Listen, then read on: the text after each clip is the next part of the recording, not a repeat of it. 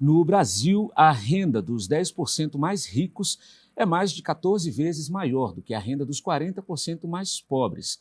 Os dados são da PNAD contínua divulgada pelo IBGE em abril deste ano.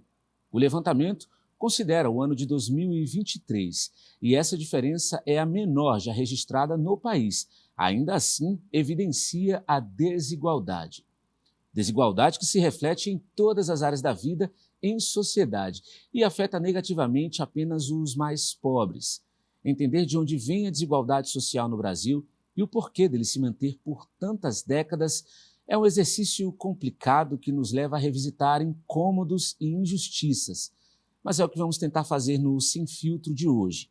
Para falar sobre esse assunto, convidamos Olivar Júnior, sociólogo e professor, e Alderico Santos, também professor e cientista político.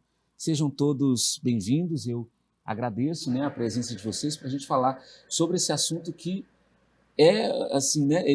apesar de ser muito difícil de a gente discutir, ele infelizmente faz parte da nossa realidade. E eu queria começar falando um pouco sobre o Brasil, sobre a construção do nosso país, e eu queria questioná-los inicialmente o que existe no tecido histórico e social do nosso país que nos coloca como esse país ainda cheio de desigualdades, apesar de tantos anos, apesar de todo esse tempo.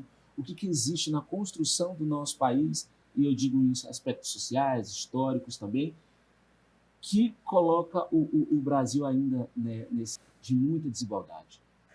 Primeiramente, queria agradecer o convite de estar aqui com você, com o nobre colega, Olivar, e queria contribuir, quero contribuir para o programa no sentido de as pessoas que estão nos ouvindo poderem elaborar um melhor juízo sobre esse assunto. É um assunto, não é difícil, ele é complexo, porque as coisas difíceis, elas se tornam até mais fáceis de serem explicadas, mas os complexos, elas se tornam, assim, de hermética à primeira vista, mas nós temos de buscar, para esse caso, a origem dessas desigualdades. Onde tudo começa? É uma herança escravocrata que nós temos. Tudo começa a partir desse processo escravocrata, que deixou marcas profundas na sociedade brasileira.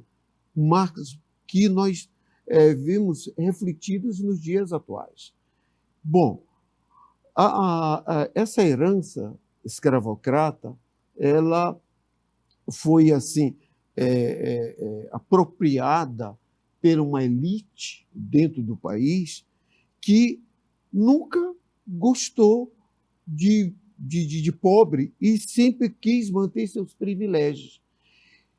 Uma elite que vem, forma os seus prepostos, esses prepostos é a classe média, que se acha a elite, uma elite dominante, mas que serve de massa de manobra para uma elite dominante no país, reproduzindo o seu discurso, reproduzindo os seus preconceitos, as suas desigualdades em todos os sentidos. Então, podemos até afirmar que essa herança escravocrata ela está muito cristalizada nos dias atuais, não mudou. Nós estamos vivendo uma época de escravidão.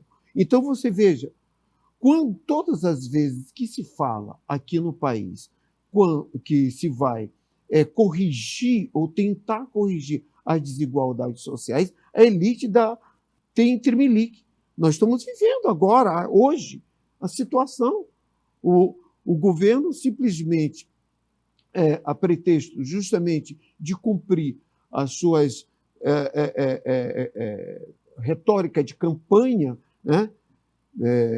que norteou, que culminou na sua eleição, em defesa dos mais pobres, não tem nada de novo diante do discurso, simplesmente o mercado dá um chilique. E quem é esse mercado?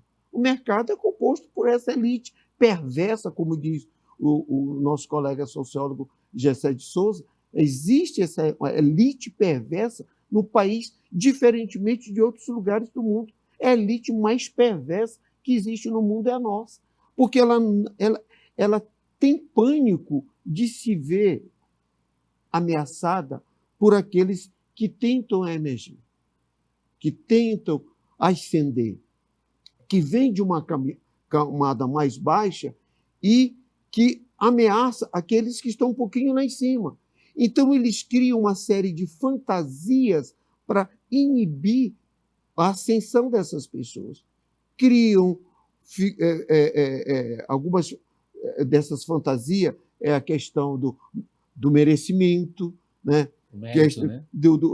Da meritocracia, né? Coisa do tipo. Mas tudo isso é feito no sentido de criar um estigma, né, negativo desses que estão querendo ascender, para não criar oportunidades para essas pessoas ascenderem. Então, é uma coisa tremendamente perversa que se vê no país. E hoje, ainda com respeito a esse projeto do arcabouço fiscal proposto pelo governo Lula, o que a gente tem observado é que todas as vezes que se tenta mexer com a tributação sobre aqueles que têm mais, que detêm a fortuna, essa riqueza demonstrada aqui por você, simplesmente essa elite, esse mercado, né, eu boto esse mercado, eu chamo o mercado que é a elite, da chilique. Mas eles querem dizer assim, epa, do meu dinheiro não, tem que tirar do pobre. Vamos acabar essa história de 13º, fundo de garantia, tudo que vier para massacrar o pobre, essa elite bate palma, que deseja. Mas quando toca nos seus calos, né, eles simplesmente esperneiam. E isso tem uma série de implicações que pode desencadear, pode culminar no que nós temos visto nas últimas décadas, eu diria século no Brasil, que é essa sanha golpista que as elites, né, têm no Brasil, que é comandada pelas Forças Armadas, que se apropriam justamente desse discurso, né, que se deixam ser incomodadas por essas elites que querem manter seus privilégios e se assanham sempre no intuito de tutelar o povo brasileiro com essa sanha golpista para manter o privilégio dessas grandes oligarquias, vamos dizer assim, no que existe no Brasil. Falar sobre desigualdade no Brasil é resultado de muitos fatores, né? Então, o professor foi cirúrgico na sua abordagem e o que me preocupa particularmente é a naturalização desse processo, é a naturalização dessa distância continental entre ricos, né, e a classe média já praticamente destruída, digamos assim, para os mais pobres. E esse mais pobre, hoje em dia, faz parte de uma extrema pobreza que, quando qualquer que seja o governo, como bem o professor abordou, faça qualquer apontamento para tentar dirimir essas diferenças, né, existe esse melindre por parte de um mercado constituído pelos grandes empresários, né, por uma elite agrária que tem raízes históricas nesse processo de constituição do Brasil enquanto nação, né? O professor bem tocou, desde o processo de colonização, a mão de obra, a grande mão de obra usada aqui foi uma mão de obra negra, escravizada à força, diga-se de passagem, que no seu processo de abolição, ao contrário de outros países, essa população ela foi relegada à própria sorte e que teve que se organizar, né, de uma maneira sem arcabouço, sem apoio nenhum, né, e que forma hoje, infelizmente, parte dessa população mais vulnerável. Então, para se ter ideia, só para ilustrar um pouco isso, o amigo citou dados do IBGE, nós também temos dados recentes da Oxfam, que é uma organização não governamental, que trazem dados preocupantes. Por exemplo, 70% dos mais ricos são brancos. 70% dos mais ricos são brancos, né? Inversamente proporcional à renda dos negros, da população negra, constituído por pardos e pretos, né? Segundo a nomenclatura do IBGE. Então, assim... Que são a maioria do Brasil. Que são a maioria, diga-se de passagem, da população, né, brasileira. Então, isso me preocupa. Hoje em dia, essa naturalização. Então, quando, de repente, o governo instituído ele aponta para programas de transferência de renda, programas de moradia digna, investimento em educação, a diminuição da carga tributária nos mais vulneráveis, entre outras medidas, o mercado ele age, porque ele age como reflexo justamente da manutenção do poder, né, e dos privilégios de uma classe que ela não se permite a essa estrutura ter suas rupturas e a gente pensar naquilo que poderia ser, entre outras intenções de uma nação que se diz próspera, tá, ao estado de bem-estar social. Bom, você falou aí um pouco sobre essa questão de programas de transferência, né, de renda, e a gente vê que é histórico, e na verdade é científico, que desde quando esses programas começaram a ser implementados, houve aí uma mudança, né, uma proposição de mudança de realidade que ao longo dos anos vem sempre sendo batida, né, sempre sendo vista com certo medo pela grande elite, e por isso hoje a gente tem várias discussões, né, no nosso parlamento sobre dignidade do trabalhador, sobre a dignidade da mulher, sobre a dignidade do povo negro, que são assuntos justamente daqueles que mais sofreram com essa herança escravocrata, essa herança, né, bélica europeia que chegou até o Brasil, né, professor? Veja, nós temos dois problemas cruciais, né, no país, que é a concentração de rendas, concentração de terra. Historicamente, a gente conhece isso, né? Mas seria fácil resolver esses problemas se não houvesse justamente essa elite perversa atravessando no caminho. Veja, nós tivemos, durante todo o processo republicano no país, nós nunca tivemos um governo de esquerda, a não ser do João Goulart. João Goulart foi o único governo que a gente pode afirmar tecnicamente que era um governo de esquerda. O que foi que aconteceu com o governo João Goulart? Queria implantar reformas estruturais no Brasil, a começar pela reforma agrária, coisa que já existia na época há mais de 50 anos na China, por exemplo, de onde ele estaria vindo justamente para saber como é que funciona aquilo. O que foi que a elite fez? O que foi que os milicos fizeram, né? Sempre um golpe. O golpe não é dado de forma isolada. Ela tem que ter o apoio da elite. Se a elite não a apoiar, o golpe não se consolida em lugar nenhum do mundo. Então, para isso, houve esse conluio, vamos dizer assim, que culminou no golpe. Porque João Goulart queria o quê? Fazer a reforma agrária e fazer a tributação dos ricos. Ora, são dois pontos nevrálgicos que tocam aí a questão da distribuição de renda, a má distribuição de renda e a concentração de terra. Isso deixa de ser efetivado por causa dessa elite, que hoje ela está mais fortalecida porque ela dispõe de mecanismo que fortalece esse seu discurso de uma forma ideológica, criando uma falsa consciência, que lembrando um pouco o conceito de Karl Marx, né, de falsa consciência na cabeça da massa, que essa massa, lembrando também um pouco Freud, ela é alienante, porque ela se deixa alienar, ela só funciona através de ilusões. A ilusão de que ocupa determinado espaço, que, na verdade, se a gente for ver, não ocupa esse espaço. Na Sim. verdade, ela serve como massa de Isso. manobra para continuar mantendo esses discursos e essas práticas, né? Daqui a Isso. pouquinho a gente vai continuar discutindo esse assunto. A gente finaliza aqui esse primeiro bloco. Daqui a pouquinho a gente volta com um Sem Filtro especial falando sobre desigualdade social. É um instante só.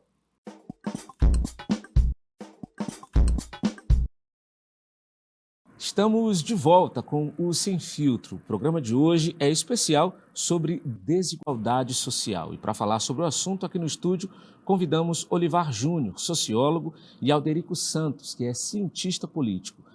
Vamos continuar o nosso debate aqui falando aí, já começamos refletindo, né, sobre a desigualdade como uma herança escravocrata, uma herança, né, essa herança triste que chegou até nós e que acaba reproduzindo até hoje esses discursos, esse status quo.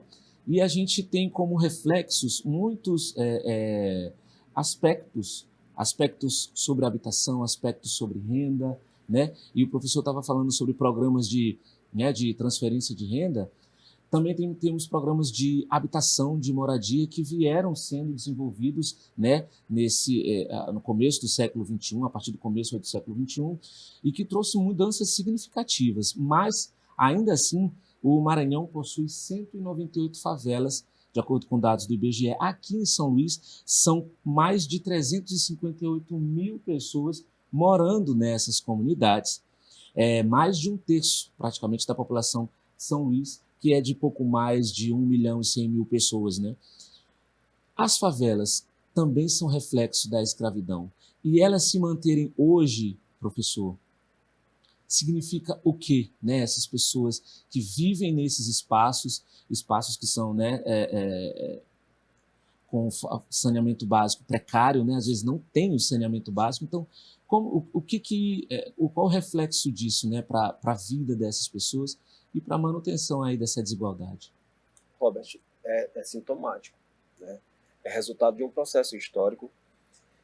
Dizer que é fruto também de um processo de urbanização mal organizado, né? Sobretudo no que concerne, em particular, a nossa cidade. Também uma herança histórica no que se refere também à organização do Estado. Tem reflexos também na questão agrária, né? Nós temos o Maranhão, infelizmente ele é conhecido, o Maranhão, o Pará, infelizmente ele é conhecido por muitos conflitos agrários, conflitos advindos das demarcações de terras, né, indígenas, dos povos originários, e essas pessoas, elas procuram, ou elas vislumbram a cidade como uma possibilidade de melhoria de vida. Porém, quando chega aqui em São Luís, isso não é um fenômeno recente, né? Cabe destacar que, sobretudo a partir dos anos 70, né, essa migração ela se efetiva de maneira mais intensa. Então, o que resulta? Em comunidades como o Gapara, aqui próximo, né, da TV Urma, nós temos o Gapara, nós temos a Cidade Olímpica, que outrora já foi uma das maiores ocupações favelas da América Latina, e cabe dizer que o termo favela ele vem novamente sendo usado a partir, né, do uso da nomenclatura pelo IBGE, de volta a usar o termo favela. E então essas ocupações que são carentes de serviços básicos, como você mesmo mencionou,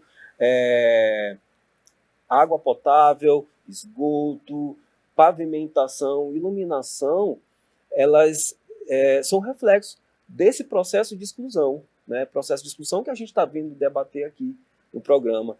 Então, assim, a gente precisa, nesse momento, enfrentar, né, isso que é sintomático e não deixa de ser uma chaga social. Então, ao invés de repente, invisibilizar ou simplesmente usar dessa pauta como uma retórica política de construção de um discurso político, né, quando chegam as eleições, a gente precisa, de fato, encarar de frente isso com políticas públicas assertivas. É emergencial esse cânion, né, de distância entre os que mais têm e aqueles que mais necessitam. Eles têm provocado inúmeros problemas sociais. Um deles é a violência urbana que é galopante. O professor fez excelente colocação, que consequência dessas desigualdades sociais, estava aqui refletindo, justamente a violência e os conflitos humanos. Então é muito fácil depois o governo ou a própria elite falar que a favela é um local de marginais, de bandidos, né? Existem pessoas, né, de bem morando nessas comunidades. Ocorre o seguinte, que o que eles não param para refletir é que aquele pessoal está ali jogado.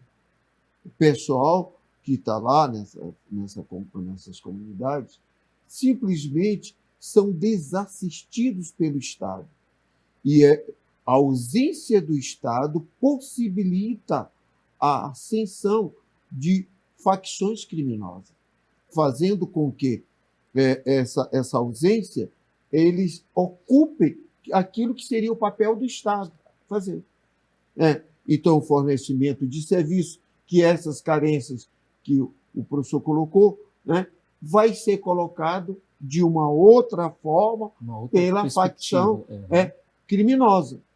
E isso eles vão tirar proveito dessa situação.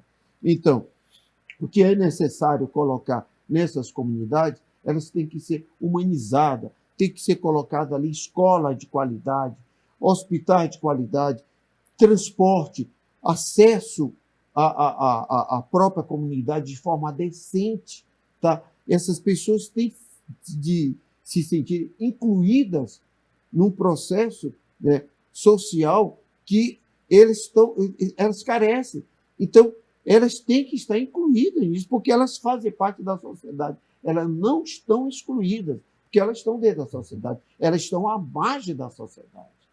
É essa que é a situação. Quer dizer, elas estão lá, elas estão participando, né, da sociedade, mas acabam sendo vítimas da ausência de quem tem a obrigação de se fazer presente, né, de, enfim, promover políticas de transformação, de mudança. Afinal, se há um problema, o certo é trabalhar para que esse problema seja mitigado, dirimido, e que a gente vê, na verdade, é uma eclosão totalmente diferente, né, um aumento, né, dessa realidade.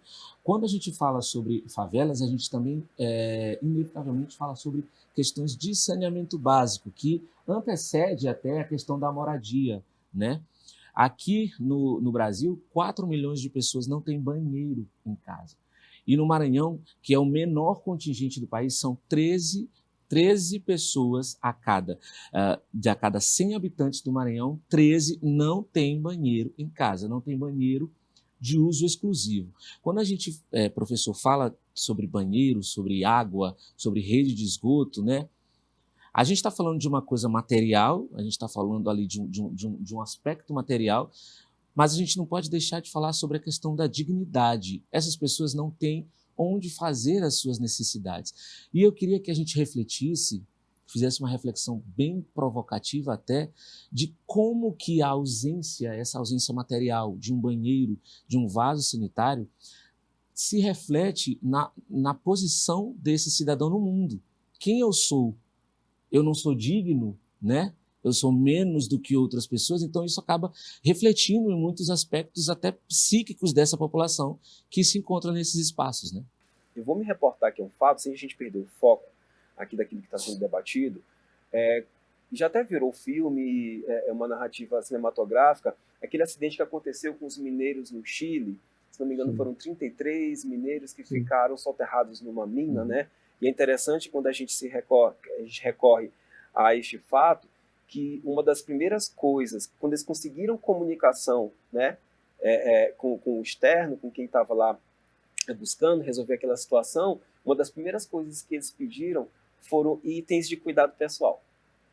Ou seja, nós estamos falando de questões muito básicas, água potável, onde você simplesmente fazer suas necessidades, tomar um banho, né, com água potável, com aquilo que vai fazer a sua asepsia diária.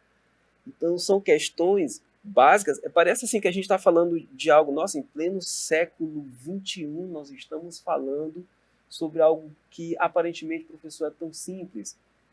Mas é justamente isso que se torna sintomático e é um outro farol de alerta, põe o holofote naqueles que estão à margem de todo esse processo, né, em busca de cidadania, que é a extrema pobreza. Eu queria ilustrar um fato que me marcou muito a minha vida profissional, mais precisamente na academia.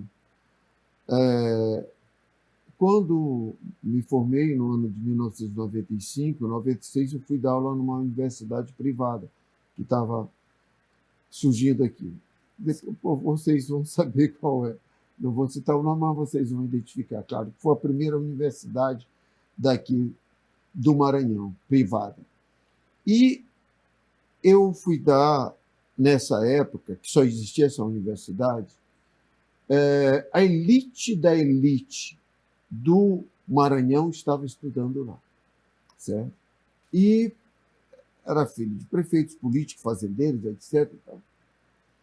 E tinha um funcionário lá, dentro dessa instituição, que me chamou muita atenção.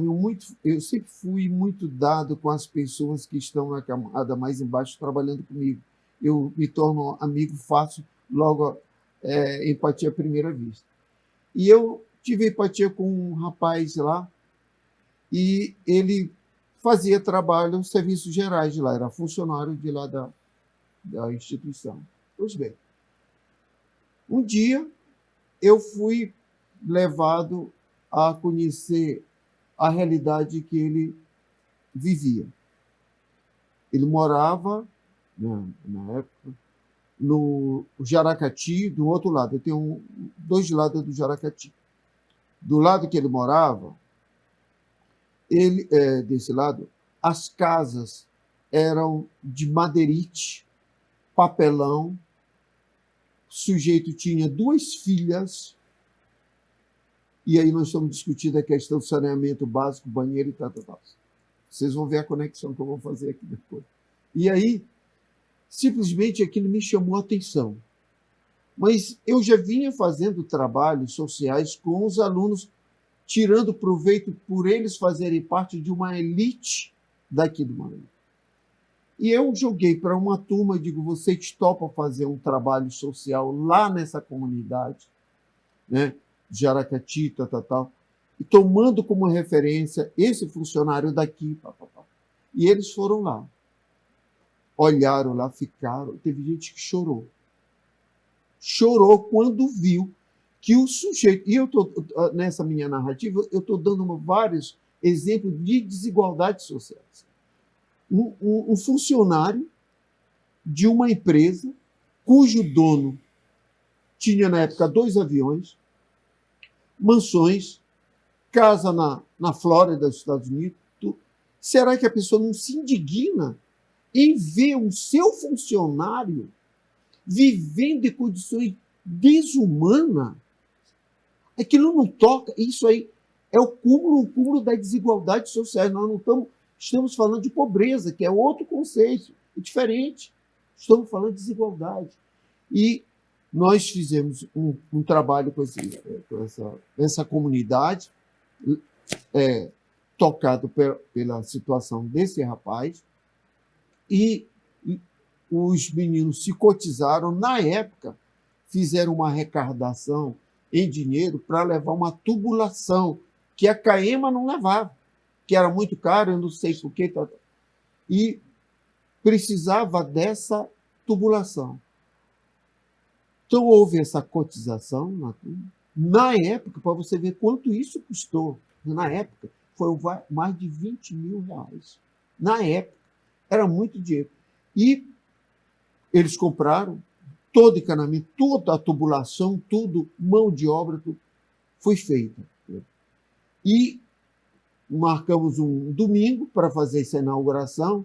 E os meninos, todos jovens e tudo e tal, fizeram uma ação social, foram além, porque fizeram uma ação social num domingo, levando lá um conjunto de reggae, vacinação, corte de cabelo, maquiagem, etc. Foi o dia, acho que o dia mais feliz na minha vida como profissional da minha área, de ver a realização, a concretude, né, dessa coisa, não pelo fato de ter levado isso, mas, sobretudo, pelo fato dos jovens terem sido contagiados, tocados com aquela situação.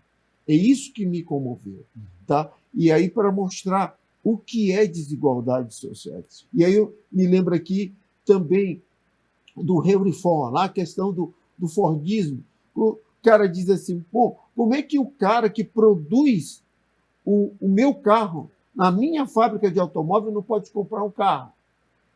Né? Então, quer dizer, como é que uma pessoa que trabalha dentro de uma instituição ali, aí o cara ainda se avora e diz, eu estou te pagando o que é legal, é o salário mínimo. Pô, mas ele pode pagar mais do que aquele mínimo do mínimo, que esse mínimo não garante, seguindo o padrão constitucional. O artigo 5º da Constituição lá estabelece que esse salário mínimo ele tem que satisfazer todas as reais necessidades básicas da pessoa. E aí pontua moradia, educação, saúde, lazer, que ele tem direito a isso. E, segundo dados do DIEESE atuais, esse salário mínimo, para satisfazer essas reais de necessidade básica, dá aproximadamente R$7.000. É quanto deveria ser o nosso salário mínimo. Bem menos do que Estamos isso. discutindo em cima de R$1.412. Exatamente. São muitas questões, né? São muitas problemáticas. A gente está chegando ao final desse segundo bloco. A conversa está muito interessante e vai continuar daqui a pouquinho. Sem Filtro volta já.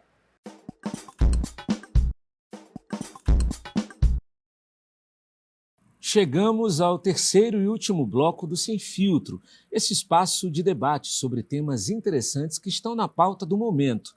Hoje trouxemos 2 convidados para somar na discussão sobre a desigualdade social no Brasil e também no Maranhão. Estamos aqui com Olivar Júnior, que é sociólogo, e Alderico Santos, que é cientista político.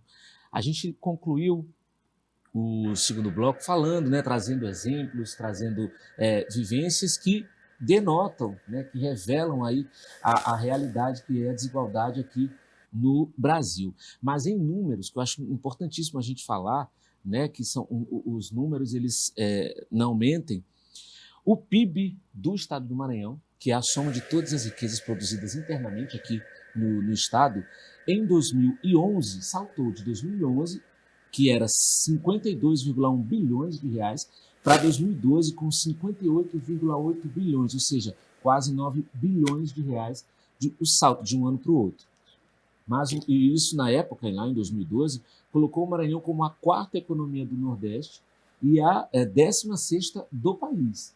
No entanto, o estado do Maranhão, em níveis de IDH, ocupa o 26º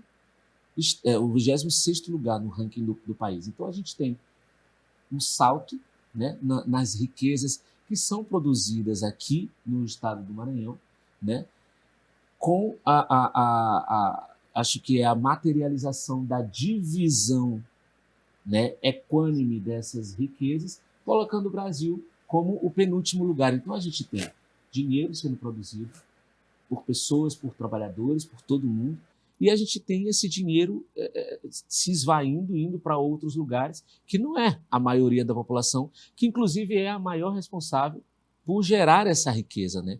Então, quando a gente pensa em desigualdade, a gente também precisa entender isso, né? Que o povo produz para que o povo receba, mas não é o que acontece, não é essa realidade que a gente tem no Brasil, principalmente aqui no Maranhão, né, professor?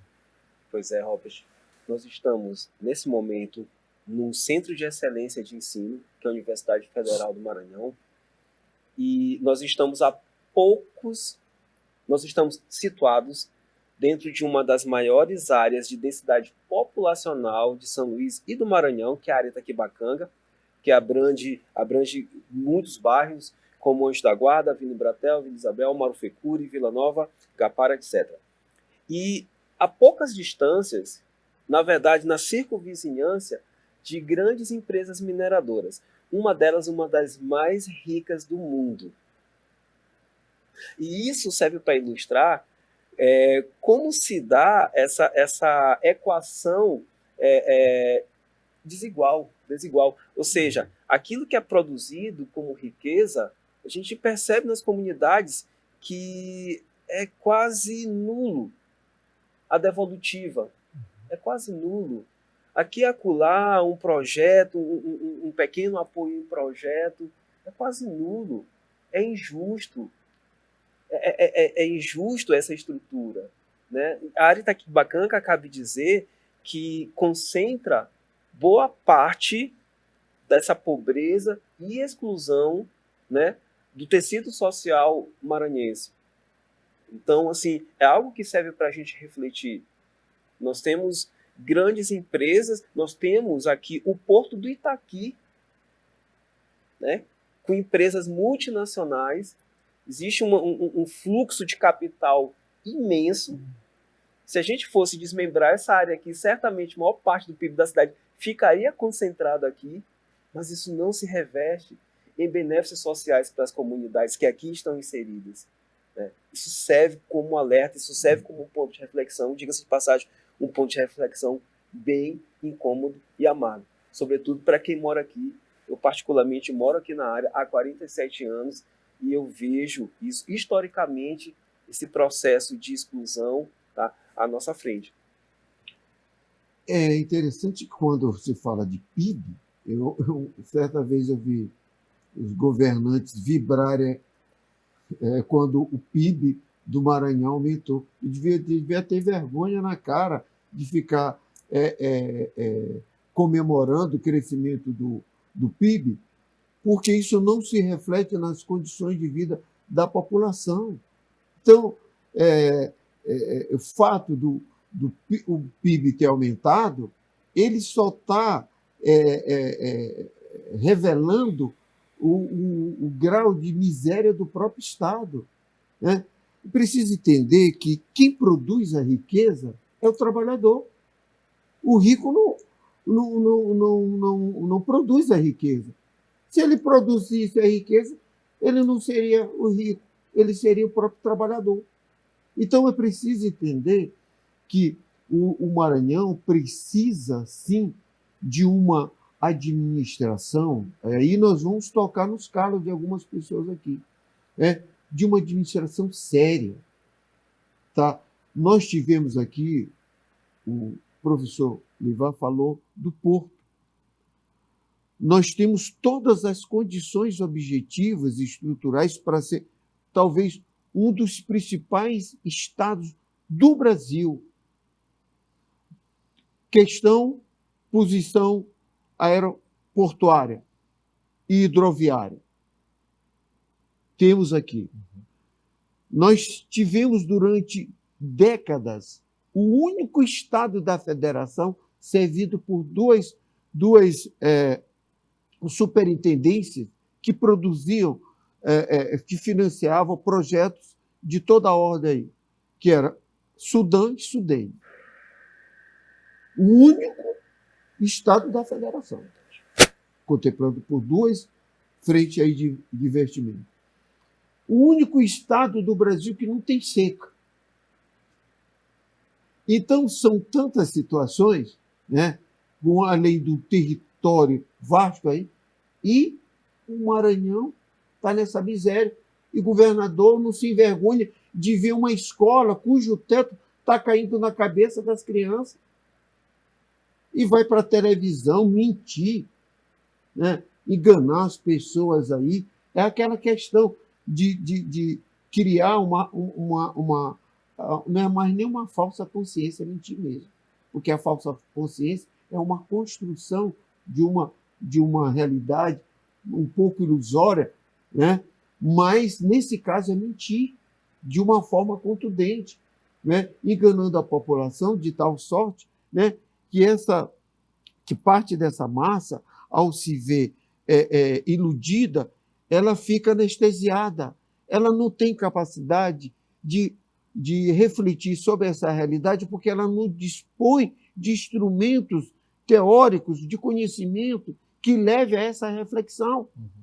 E são comandados por pessoas, né, através de determinados segmentos, e aí entra o político, o religioso, para fazer a cabeça dessas pessoas achar que essa desgraça todinha é culpa de Deus, ou que Deus quer desse jeito.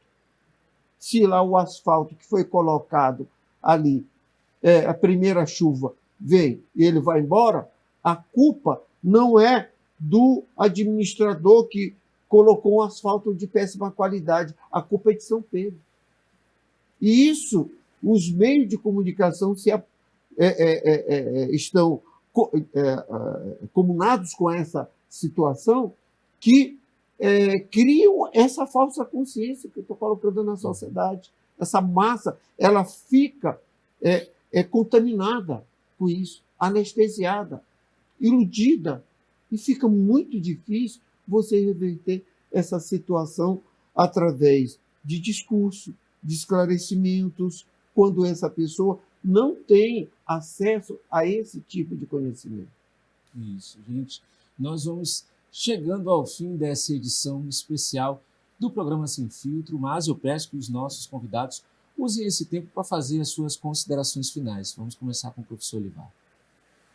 Robert, o que nós temos aqui como, digamos que encaminhamento e reflexões futuras, que a gente precisa mais do que nunca, para além do debate, de ações efetivas, né? Ações efetivas por todos os segmentos da sociedade, mas, sobretudo, por aqueles que estão nos escalões de gestão maior, né? Então, a gente precisa de ações efetivas materializadas através de programas voltados, né, à redução da tributação, né, dos mais pobres. Nós precisamos de um investimento mais consolidado no que se refere à educação, saúde, né, segurança, saneamento básico. Então, para que a gente comece a equilibrar essa balança, a gente precisa realmente de algumas rupturas nessa estrutura.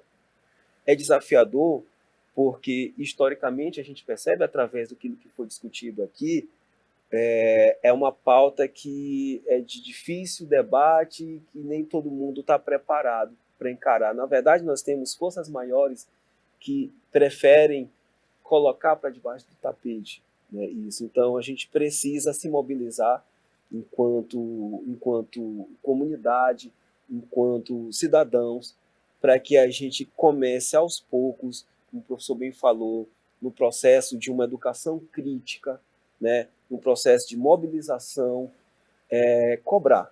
cobrar quem é devido, assim como está acontecendo agora, as poucas mudanças, né, ainda aquém do esperado, mas um investimento maior em educação. Nós temos as escolas dignas, os IEMAs aqui no Maranhão. A nível federal, nós temos agora um movimento, né, de tributação diferenciada para aqueles que menos recebem. Nós temos a questão das cotas raciais, que, querendo ou não, influencia nesse processo, né, de mudança na estrutura social, mas nós precisamos mais. São décadas de atraso e que a gente precisa de políticas emergentes. Eu achei super interessante esse debate aqui, e ele não se esgota com esses 60 minutos que nós tivemos aqui. Menos 45 minutos. A gente até queria que fosse 60, tem mais 15 aí, mas... Eu achei super interessante as colocações de todas as contribuições aqui, do professor, sua, e realmente isso aqui isso aqui acaba suscitando novos debates envolvendo essa temática, né, super interessante sobre desigualdades sociais. E porque tem origens, tem a questão da relação de causa e efeitos, né? Analisamos muito aqui a questão dos efeitos, mas existem causas profundas dessas desigualdades sociais, principalmente aqui no Maranhão. Aqui existe isso foi até da dissertação de mestrado em ciência política, na época, foi a reprodução dos grupos políticos no Maranhão. Né? Então, aqui existem algumas oligarquias que estão tomando conta do Estado. Elas se reproduzem, né, através dessas relações de parentescos, principalmente, e vão se perpetuando. E os municípios se tornam feudos. Veja a relação dos deputados estaduais, federais, né, senadores, as relações que estão imbricadas na nossa sociedade, na política, de um modo geral, sabe? Pessoas que se acham donas de determinados municípios. É meu, é meu, é meu. Ninguém entra. Então, são feudos, é um problema muito sério. Algumas questões políticas dessa reprodução, isso é uma característica que está sendo assim negligenciada por alguns até estudiosos, porque é um problema muito sério aqui no estado do Maranhão. Muito sério, que eu estou chamando a atenção. Isso, gente, muito obrigado pela participação de vocês, obrigado por terem topado, estarem aqui, para a gente ter essa conversa tão interessante e tão necessária, né? Lembrando que você também pode acompanhar a programação da TV UFMA e o programa Sem Filtro na íntegra pelo canal do YouTube. Até a próxima!